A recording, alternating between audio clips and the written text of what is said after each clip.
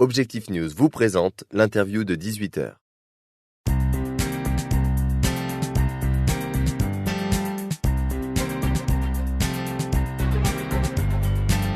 Bonjour à tous, merci de nous rejoindre sur objectifnews.tv. Aujourd'hui en compagnie d'Augustin Landier, bonjour. Bonjour. Vous êtes professeur à l'école d'économie de Toulouse et vous publiez aujourd'hui avec David Tesmar l'ouvrage 10 idées qui coulent la France.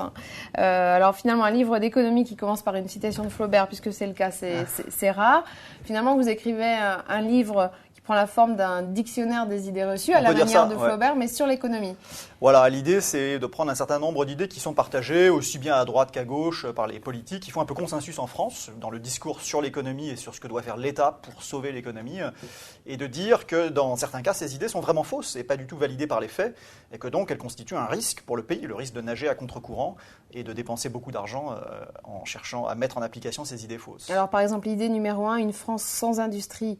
Point d'interrogation, ça va être Disneyland. Idée numéro 2, pour sauver l'emploi, il faut sauver l'industrie. Donc 10 idées que vous listez, parce que finalement, ce qui base finalement votre réflexion, c'est que vous avez le sentiment que la France est tombée dans une sorte de neurasthénie économique. Oui, je crois que la France est très nostalgique des 30 Glorieuses, qui ont été une période de croissance très élevée et anormalement élevée, parce qu'on reconstruisait un pays, donc c'était très mécanique, si vous voulez, comme un bouchon qui remonte à la surface.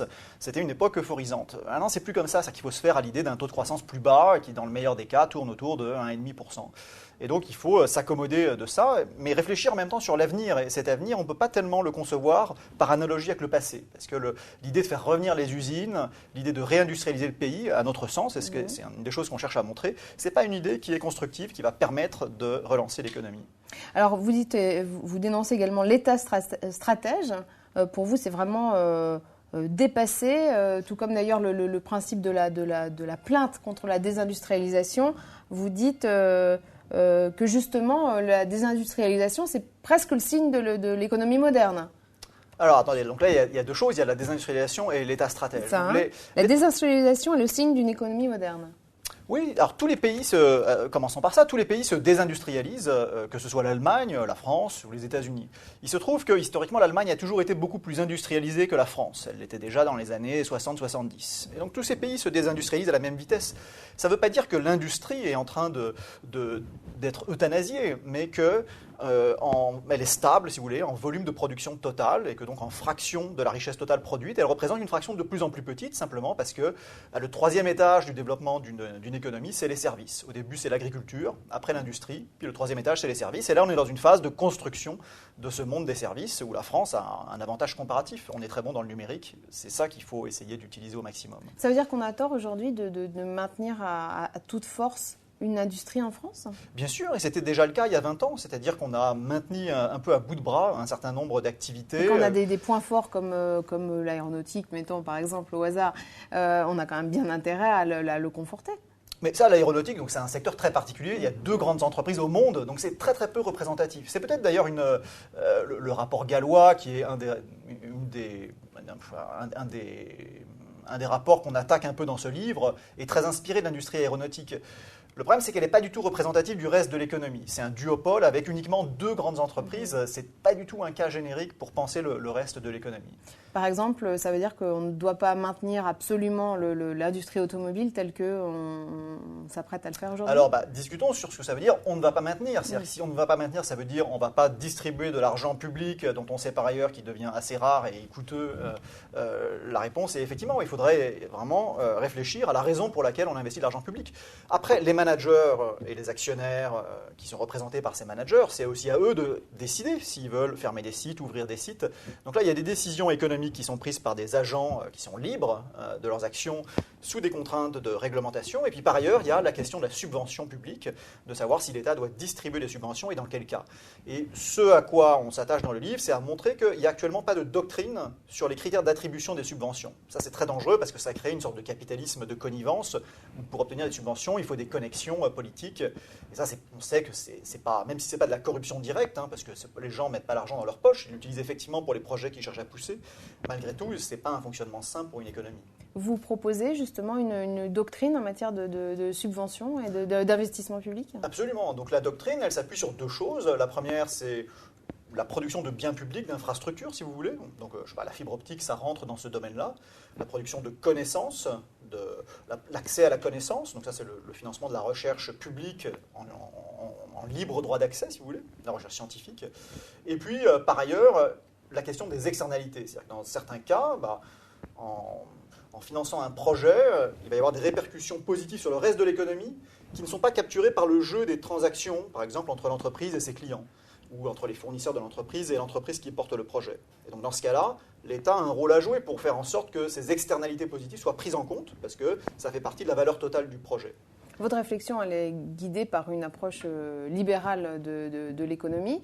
Et vous montrez dans ce livre que finalement, que ce soit la droite ou la gauche, la politique, la manière de considérer l'industrie et l'économie en France est guidée par un véritable colbertisme et qu'on est vraiment dans un cadre extrêmement fermé.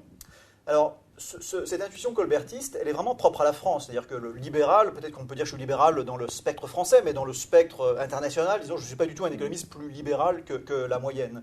Mais c'est vrai que la France a une espèce de foi assez forte dans l'idée que l'État centralisé peut prendre des décisions économiques et être la locomotive qui tire l'économie. Cette intuition, elle est vraie historiquement dans certaines circonstances. Y compris chez les chefs d'entreprise. Qui sont très en demande de soutien. En particulier les chefs de grandes entreprises, mais ça, ils sont bien dans leur rôle. C'est-à-dire que s'il y a un guichet de subventions qui distribue les subventions, en tant que chef d'entreprise, vous seriez coupable de ne pas y aller vis-à-vis de vos actionnaires. C'est normal pour un patron d'aller récupérer le maximum de subventions. Et donc c'est là qu'il y a une sorte d'erreur commise par le gouvernement. L'idée que les projets sont formulés par les grandes entreprises elles-mêmes ne veut pas dire que ce sont de bons projets qui ont besoin de subventions. Ce sont certainement de bons projets, mais peut-être qu'ils pourraient être financés par l'économie privée normale, précisément parce que ce sont de bons projets. Alors, dernière question, Augustin Landier, je rebondis sur ce que vous dites à la fin du livre. Les tendances préfigurent l'économie de demain. Elle marchera sur deux jambes, un petit segment entrepreneurial ultra innovant et puis donc des services. C'est comme ça que se dessine l'économie selon vous ? Alors, le secteur innovant, une partie est précisément dans les services. Donc, c'est-à-dire que plutôt que la dichotomie industrie-service, maintenant, la dichotomie qui est importante, c'est le high-tech et le low-tech, ou disons les emplois peu qualifiés. Du côté high-tech, donc il se passe beaucoup de choses entrepreneuriales en France en ce moment. Le numérique révolutionne beaucoup de secteurs, que ce soit dans les services ou dans l'industrie, et la frontière entre les deux n'est pas très bien définie. C'est plus vraiment une dialectique très pertinente pour comprendre l'économie. Alors, du côté high-tech, il faut faire en sorte que les talents restent en France, que les entrepreneurs qui ont des idées se disent la France, c'est pas absurde de monter ma boîte ici plutôt qu'ailleurs. Donc ça, c'est pour le high-tech, mais il ne faut pas se raconter d'histoire, ça ne va pas créer beaucoup d'emplois. Même Google, qui a une espèce de succès faramineux, crée assez peu d'emplois au bout du compte. Donc les emplois, ils vont être créés dans les services également, mais plutôt du côté des services qui font peu appel à des qualifications high-tech. Donc il y aura de la complémentarité homme-machine, c'est-à-dire qu'il y aura un certain nombre d'emplois qui seront dopés, si vous voulez, par le fait que les gens peuvent utiliser des robots ou des ordinateurs pour se leverager, mais dans beaucoup de cas, les services à la personne ne vont pas être beaucoup plus productifs. Et donc c'est très important de les viabiliser dans le cadre français. Donc il faut maintenir la redistribution qu'on souhaite avoir, c'est-à-dire qu'il y a une aversion aux inégalités en France qui est forte. Ça, il n'y a pas de raison de la remettre en cause si c'est un désir collectif. En revanche, il faut viabiliser les emplois qui ne sont pas viables actuellement à cause des contraintes qui pèsent sur le marché du travail. Est-ce que ça veut dire qu'on renonce à l'export ? Ah non. Ça aussi, c'est une idée reçue. Ouais. Non, alors l'idée reçue, c'est plutôt l'idée que seule l'industrie peut exporter. Et ce qu'on explique dans le livre, c'est que les exportations des services, elles existent bien. Nos grandes entreprises, que ce soit des boîtes d'assurance, des banques, des entreprises qui fabriquent des softwares, elles exportent tous. Mais comme il n'y a pas de petits paquets, si vous voulez, qui passent la douane, ces exportations sont très mal mesurées. Et en particulier, ces entreprises ont fiscalement intérêt à localiser les profits plutôt dans les filiales étrangères, au lieu de prendre en compte le fait qu'une partie de ces produits sont faits sur la base de ce qui est fabriqué en France. Mais comme c'est de la production intellectuelle, si vous voulez, c'est beaucoup plus facile de localiser les profits à l'étranger. Et donc, du coup, ces exportations virtuelles, entre guillemets, elles apparaissent surtout comme revenus d'investissement à l'étranger. Elles ne sont pas comptabilisées en tant qu'exportation. Et donc, ce à quoi vous faisiez mention, c'est-à-dire qu'on dit qu'il n'y a pas de panique. C'est vrai que la balance commerciale de la France, si on se focus sur l'industrie, elle se dégrade.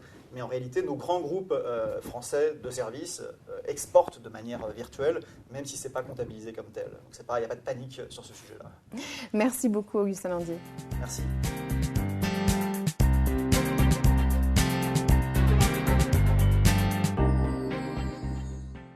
Objectif News vous a présenté l'interview de 18h.